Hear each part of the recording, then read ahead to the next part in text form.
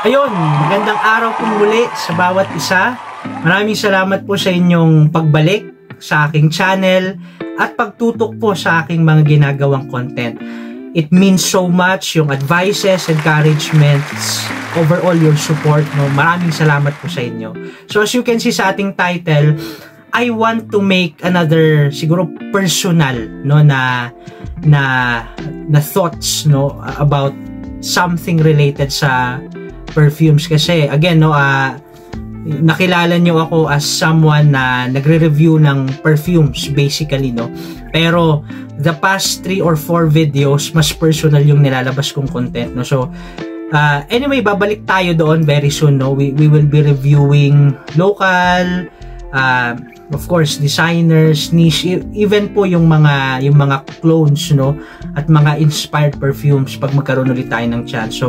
So yun, anyway, before we proceed doon sa topic at hand, yung ano ba yung mga natutunan ko so far no sa aking pagko-content sa YouTube, gusto ko lang din pong i-share sa inyo muna before anything else para po sa mga interested lang malaman no yung aking SOTD. So ngayon po mainit na rin sa Baguio no at naging busy po yung day, nasa field no kung saan kami pumunta. Walking, everything else, mainit po talaga. So, I just thought na ang kailangan kong gamitin yung daily driver, easy to wear, hindi magiging cloying sa akin personally. So, ang aking pong SOTD ay, ayun, no? Konti na lang. This is Cedrat Boissé ng Mancera, no? Force the Aventus, the Hachivat DNA para po sa mga nakatry na nito. Really good na daily driver, gum bridge, no? So, ayun, Cedrat Boissé ng Mancera is my SOTD. Ayan, so, proceed na tayo dun sa ating topic. Ano nga ba yung mga natutunan ko so far sa aking paggawa ng perfume-related content sa YouTube? So, i-share ko lang po sa inyo, no? I started around 10 to 11 months ago, no? And ang dami kong nang natutunan, ang daming naging advices, again, no, encouragement, supports. Maraming salamat po muli. And kung iisipin ko, akin personally, parang tagal na pala nung 10 to 11 months, no? Parang ang bilis lumipas lahat nun. From yung naalala ko yung yung ginagawa ko pa noon, yung perfume lang, yung kamay ko lang nakikita until may nag-advise sa akin, shout out kay Ma'am Rizalina no, isa rin po siya sa sellers no sa frag groups na dapat nakikita yung mukha mo, dapat nakikita expressions mo, malaki ding hatak noon, malaking bagay yon. So I did my best no, and at dami pa pong natutunan no. At saka naisip ko lang din no, siguro yung ganitong klase ng content maging somehow helpful din sa mga nagbabalak no, or may desire din to do contents pero nahihiya no. Ako din nung una po ganun pero ang dami pong naging encouragement, ituloy mo na, i-try mo no. So I did my best para gawin ito no, simulan somehow, at least may nasimulan, and thank God, thankfully 700 plus subscribers na po tayo. It means a lot sa akin no. So yun no, ganun din ako nagsimula dati. Nakikita nyo po siguro no, marami akong post no, gusto kong i-share yung experiences ko sa mga perfumes na nakukuha ko. So ayun no, nagkaroon ako ng maraming connections, maraming friends, even thankfully naging helpful din siya sa mga naging kakilala ko no, and sa mga businesses din no, naging helpful siya somehow. And ayun nga, dami kong natutunan, and I just thought na maging helpful din lalo sa mga nagsisimula or may balak magsimula sa paggawa ng content, hindi lang po sa platform na to ng YouTube, kundi sa TikTok no, sa Instagram through your posts, and sa Facebook no. Ayun, ano ba yung mga natutunan ko so far no? as a content creator. Ngayon po, gusto ko pong inform lang na I will be dwelling more on the personal side of things. Of course, marami pang technical sides yan, ano. Your camera, your angle, your cuts, no, your audio, no, isa po yan sa madalas ding sabihin sa akin. And by the way, no, hopefully this year we can upgrade, we can improve our system na ginagamit, no, and yung overall feels ng ating video. So ayun, number 1 na natutunan ko is finding your niche. Okay, finding your niche. What do I mean? Finding your niche, na natutunan ko na sa channel mo, although maganda yun, no, na kumbaga may variety in contents mo, pero natutunan ko mas maganda na you find your niche. Halimbawa, ako po kasi nagsimula ako sa music dito sa channel ko, no. May mga covers ako sa guitar, sa piano, sa keyboard, no. Pero may nag-advise sa akin, if you want to pursue pa rin yung contents mo, yung covers mo ng songs, siguro gawa ka ng ibang channel for that, no. And naisip ko lang, nga naman, no, maganda ring gawing content yon, pero mas maganda na may niche ka. And that's the surface meaning of niche, ano. Yung deeper meaning ng niche siguro sa content creating, no, natutunan ko na dapat sa pagkadami-dami ng content creator ng perfumes, no, kailangan po makilala ka somehow, no. Siguro iisipin mo, paano ba ako tatatak sa tao, no. And yan yung isa sa mga natutunan ko, paano ba ako tatatak sa mga tao, no. And siguro nakilala nyo na ako, naalala ko dati may mga na siguro nagbibiro pa sa akin, turtleneck, mga ganun, no? Kasi dati lagi ako naka-turtleneck, mahaba yung reviews ko, masyadong technical.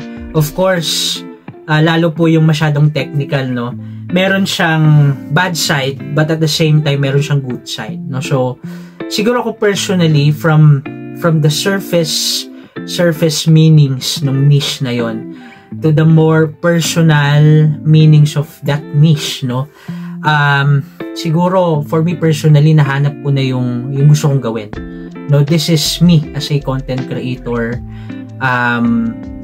Of course, marami pa akong sobrang dami ko pa kailangang improve, pero ito pong pagko-content ko, ito pong pagiging technical ko, siguro yun yung gusto kong maging, or gusto kong makilala ako ng tao, no, sa paggawa ko ng mga video. So yun, finding your niche, no. I believe may mga videos pang iba about finding your niche, kasi challenge yan sa una, parang naalala ko the other day, may nakausap akong dating content creator, and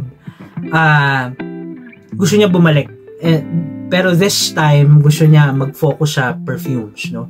Sabi niya, bro, paano ba ako magiging iba, no, or kakaiba? Let's say halimbawa kay Pops Greg Parilla, no.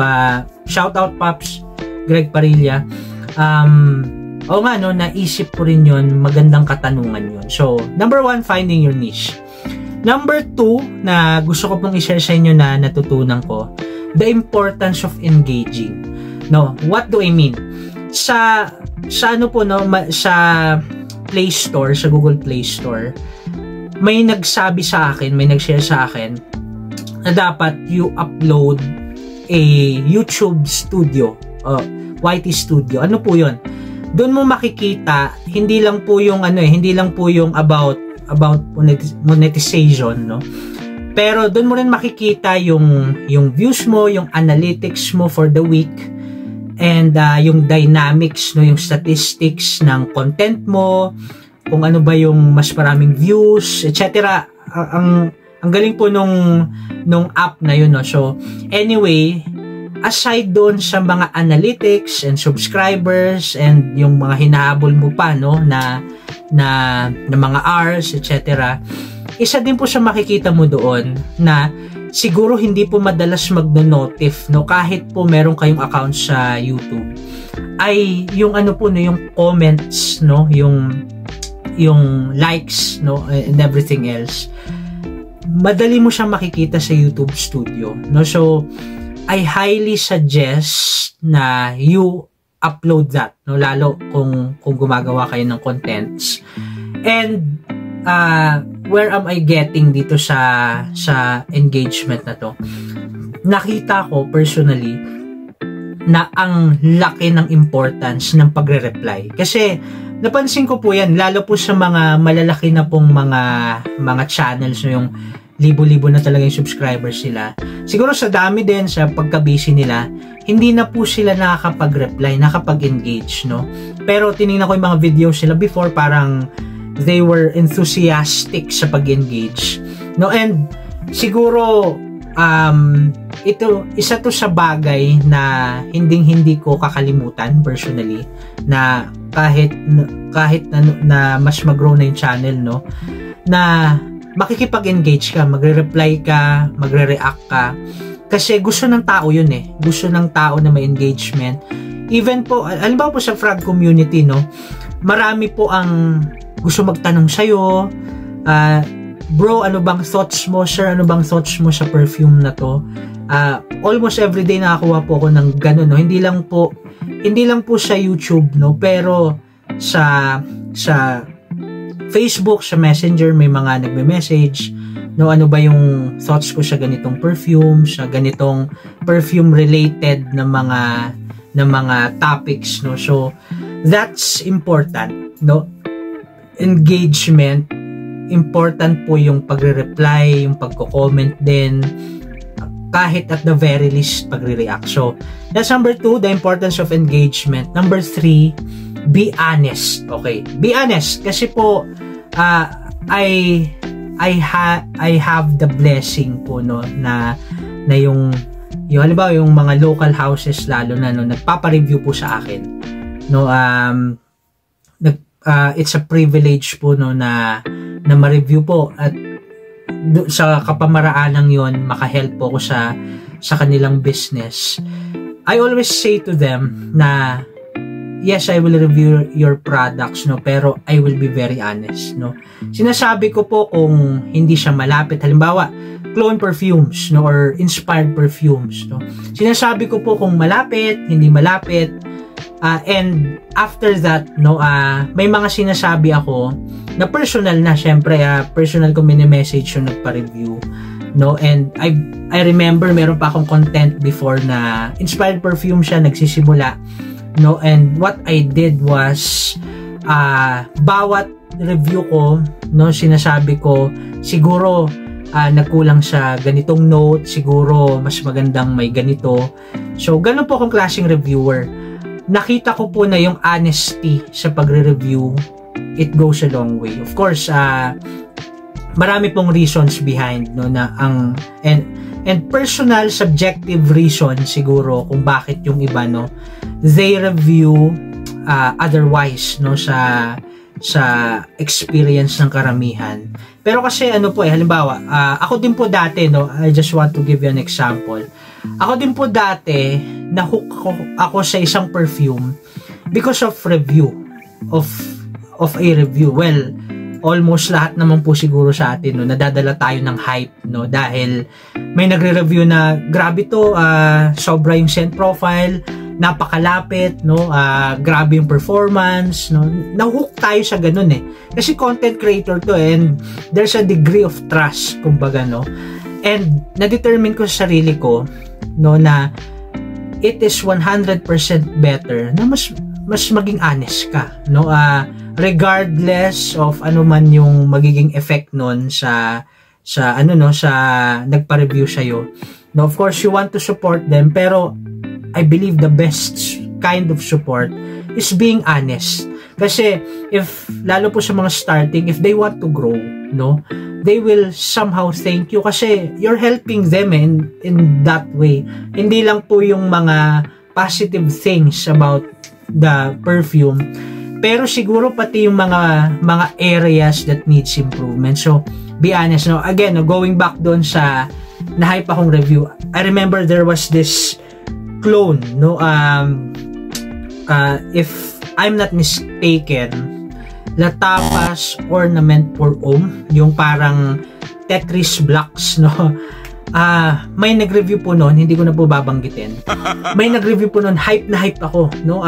Talaga namang sa sobrang pagka-hype, no, binili ko siya. Well, hindi naman siya mahal, no? It's affordable naman. Pero na-hype talaga ako.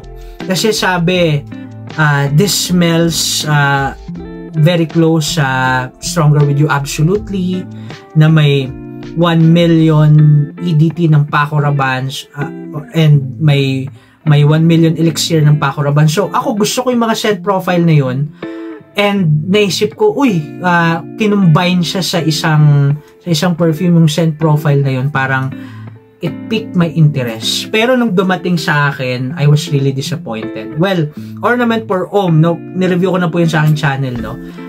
You could check it out. I said na it's good, no? It's good on its own, pero I don't think so na ang kino-clone niya ay Stronger With You Absolutely or Stronger With You Elixir. For me, napakalayo, no? So hindi ako disappointed per se sa perfume, no, kasi it's okay naman on its own, pero disappointed ako kasi nag-give in ako sa hype, no, na Stronger With You Absolutely pala to and 1 million elixir. So anyway, be honest, no, again, no, maraming mga personal reasons yan, maraming mga subjective reasons, no, even yung mga sponsorship reasons. Pero ako, personally, I want to be honest, no? I want to be honest with my reviews, no? And kahit yung mga needs improvement, I believe makakatulong po yan sa mga nagpapa-review. So, yun. Number 3, be honest. Number 4, be teachable, no? Believe it or not, may mga masasakit na rin akong comments na na-receive, no? Nakakaantok. Totoo naman po, 'di ba? Ang haba ng content ko, na maraming times, no, na nakaka-bore na. Pero mas marami pa pong malala, no? Mas may mga iba pa pong kumbaga talagang ouch, no? Masakit. Pero natutunan ko to be teachable, no? And lahat ng 'yon, no? Kahit pa yung pangmamak, no, borderline pangmamak, may matututunan ka somehow, eh. You need to siguro get yung pwede mong matutunan from that comment, from that experience, no, para mag-improve ka. Kasi this is social media, no? This is social media. Hindi po lahat matutuwa sa'yo. Hindi lahat okay sa content mo. Pero ako personally, I believe somehow, lalo po dun sa mga hindi okay sa content mo, somehow may matututunan ka pa rin sa kanila. So, be teachable. Tapos, yung panglima, the last one, be humble and be grateful. No, always remember kung saan ka nanggaling, kung sino yung mga tumulong sa yung mga nakilala mo sa game. Kasi ito yung mga tao na nagbigay ng support nila sa iyo, lalo nung nagsisimula ka. So humility is really a good virtue, lalo po sa ganito, no, na marami kang nakikilala, no. You're subjecting yourself to public, no. Alam naman natin yan, marami pong mga nagko-content, no, hindi lang po sa perfumes, no, pero overall, no, sa social media, na siguro quote unquote yung mayabang, parang ganun, no. Pero anyway, isa yun sa natutunan ko, be humble, be grateful sa mga taong tumulong sa'yo, sa mga taong from them may natutunan ka, nag-advise sa'yo, no, nag-encourage sa'yo. Kasi for me gem yun, for me treasure yun, treasure lahat yun. So yun lang, maraming salamat guys sa panunod muli. Definitely marami pa po akong matututunan, kailangang matutunan, marami pa po akong kailangang improve, no. Yung improvement na yan, yung learning na yan, it will go on, no? Hindi po yan tumitigil in general sa buhay. So yun lang guys, maraming salamat pong muli sa panunood, no? Maraming salamat pong muli sa inyo pong pag-support, and please help me, please help me po to reach our goal, no, yung 1,000 subscribers. And if you find this helpful, if you find this interesting, please do consider liking, sharing, and subscribing. Ayun, maraming salamat po at ingat po kayo. Sige po.